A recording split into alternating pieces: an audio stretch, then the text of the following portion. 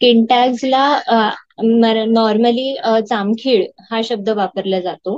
तर हे काय असतं, तर आपली जी त्वचा असते तीच फोल्ड होऊन इकडे एक प्रकारचं एक प्रोजेक्शन सारखं बनलेलं असतं. त्यालाच चामखीळ किंवा स्किन टॅग असं म्हणतात. नको व्हायला किंवा त्याच्यासाठी आपण काय करू शकतो, तर सगळ्यात मेन कारण त्याचा लठ्ठपणा असतो.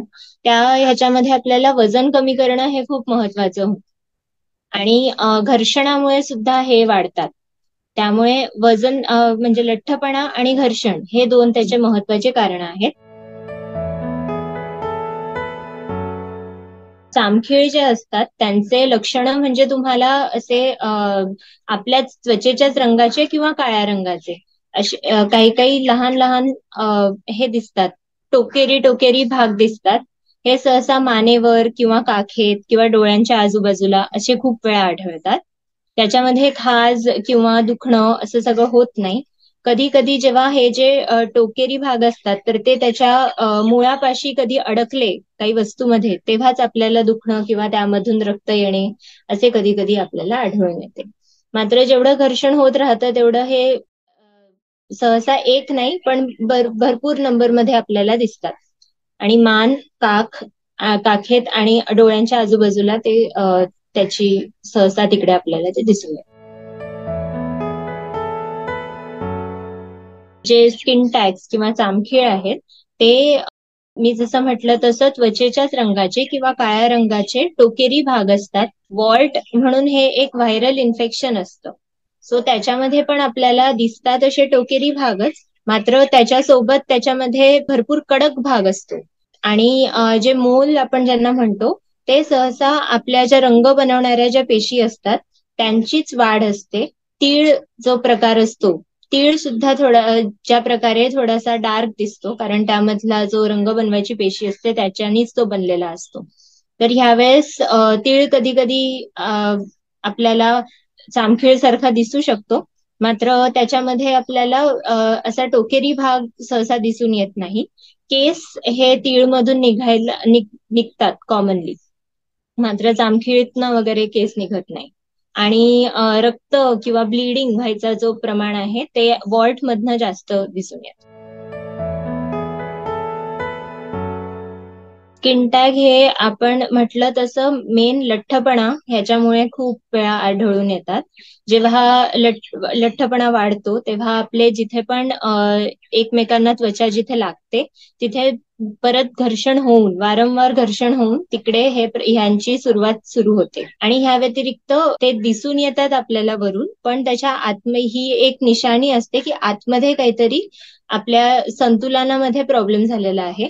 तर जनरली डायबिटीस, थायरॉइड या सगळ्या गोष्टींशी याचा संबंध असतो. त्यामुळे जेव्हा पण आपल्याला खूप अति प्रमाणामध्ये असे हे चामखीळ यायला सुरू होते तेव्हा आपल्याला बाकीचे पण आतमधले सुद्धा टेस्ट करणे गरजेचं असतं. त्याच्यामध्ये सगळ्यात महत्वाचं आणि सगळ्यात सर्वसामान्यपणे आढळतो तो म्हणजे डायबिटीस. जेव्हा अचानकपणे आपलं ह्यांचा वाढतं, इकडे काळे पट्टे असे दिसायला लागतात मानेपाशी किंवा काखेपाशी आणि हे चामखीळ यायला लागतात, तेव्हा आपले ब्लड शुगर्स किंवा थायरॉइड असे सगळे तपास करणं गरजेचं असतं. चामखीळ हे सगळ्यात आधी तर आपल्याला कुठे असावे हे महत्वाचं आहे. तर मानेजवळ सहसा आढळतात, काखेत असतात आणि चेहऱ्यावर सुद्धा डोळ्यांच्या आजूबाजूला सुद्धा हे येतात. तर जेव्हा ते असेच काही टोकेरी आपल्याच त्वचेचे भाग असे थोडे वाढत वाढत चालले आहेत, त्यांना कधी कधी काळा पट्टा सुद्धा असतात, काळ्या रंगाचे डाग बनतात मानेपाशी आणि काखेत सुद्धा. तर तेव्हा कोणी पण त्वचारोग तज्ञ ह्यांना दाखवून त्याची एकदा व्यवस्थित निदान करून घेतलेलं नेहमीच.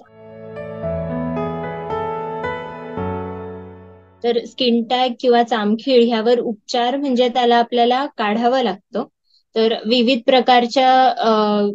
प्रकारे आपण ह्यांना काढू शकतो. एक लेझर उपचार असतात किंवा एक रेडिओ फ्रिक्वेन्सी कॉट्री म्हणून असतं. तर हे आपण त्याच्याने काढून तिथे मग नंतर नॉर्मल स्किन येते. मात्र ह्यामध्ये खूप एक महत्वाचं लक्षात घेण्यासारखं हे आहे की परत परत चामखीळ येऊ शकतात.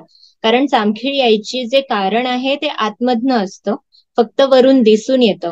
त्यामुळे आतमधले जे पण आजार असतील, समजा डायबिटीज असेल किंवा थायरॉइड असेल, तर हे सगळे कंट्रोलमध्ये असणं खूप गरजेचं आहे. जर ते नियंत्रणात नसलं, जर लठ्ठपणा चालूच असला किंवा जर घर्षण चालूच राहिलं, तर परत हे जामखीळ काही वर्षांनी, काही महिन्यांनी परत एकदा आढळून येतात.